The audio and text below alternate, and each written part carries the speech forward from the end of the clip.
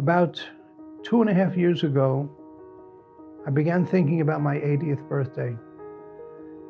And I said, what can I do for Am Yisrael? What contribution can I make? Then suddenly, like a stroke of lightning from heaven came down and said, wait a second, you have a sefer that would be a contribution. It's sitting on your shelf.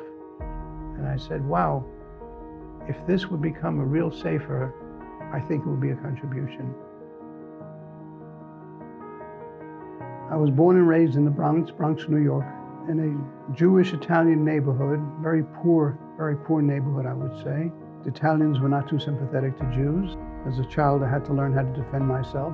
I had a large family. My father, Aliyah Shalom, worked very hard as a taxi cab driver and really never made enough to support the entire family. We had help from aunts and uncles who pitched in and helped us with food and clothing. Otherwise, we would not have survived. My father, Aliyah Shalom, had no religious background. He couldn't tell the difference between an aleph and a bet. He had no Jewish education whatsoever. My mother, on the other hand, came from a Jewish religious home and went away from it, as did most of the second-generation immigrants of that time in the beginning of the 20th century. But before I was born, my older brother was very sick with a ruptured appendix and pneumonia. And the doctors didn't give my mother much hope that he would survive. So my mother made a vow, a neder, that if he will live, then she will become religious, and if she has another son, he'll become a rabbi. So here I am. I came from a very tiny, unknown little yeshiva in the Bronx, and I did have a goal, and my goal was ultimately to become a rabbi. And I was working towards that goal from the earliest age on. The first day that I came to Yeshiva University High School, I knew nobody. I had not a single friend there. And I walked into this immense, huge building. It was just an overwhelming experience. The first day in Rav Soloveitchik's Shiur Zatzal was an unforgettable experience. I learned the meaning of the word awe. It's not that he was terrifying, but we were terrified of him. That's because of his greatness. But I did it. I was 3 years with the Rav. Was an unforgettable experience. This is what our Chachamim say, Siftei Chachamim Dovot Bekeva, that even in the grave, they're teaching us, they're talking to us. We just need to listen. In May of 1970, I was called by Yeshiva University by the Rabbinic Placement Bureau. They said that there is a group of 10 families in Scarsdale that would like to start an Orthodox shul. When I left, there were some 250 families, a beautiful building. And I felt at that time that my work in America is completed. And at that point, I married Chaya, and together we planned a new life and a new home, and that was Eretz Yisrael. And it was like one question, will you marry me and will you move to Israel? And both were fast answers for yes.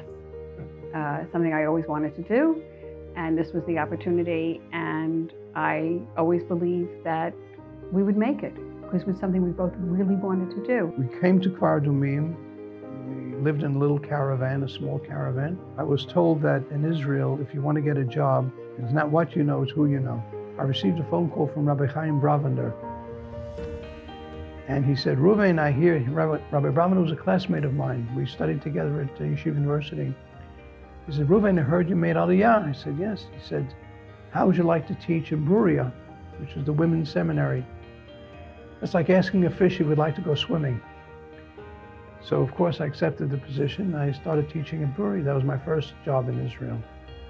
Well, I was here, I think less than a year. I began writing a book, but I had no books of my own here. The lift had not arrived, so I decided to go to Hebrew University and use the library for my research and writing. One day, the campus Rabbi Natan Ophir, came over to me and he said, we have a minyan in the dormitory for the foreign students. Would you mind coming and teaching them some Mishnah after minyan in the mornings? Then Rabbi Ophir approached me again. He said, listen, we have like a Beit Midrash program. Would you like to run the Beit Midrash program for us? So that's how it started, really, back in 1985. It's been a wonderful, wonderful experience working with young people, many of whom little or no background wanting to learn, wanting to know, intelligent, thirsty. And we've had thousands of students who come through our program, and many of them have continued learning Torah and become more religious and more identified as Jews. And many have also made Aliyah and come to live in Israel. So we're very proud of the program and what it has accomplished over the years. It's been amazing. From the time that we came, I could not have dreamed of what was going to take place. When Reuven set his mind to write a book, and this is the third book, he dedicated himself to it. The first book, we were living in a caravan.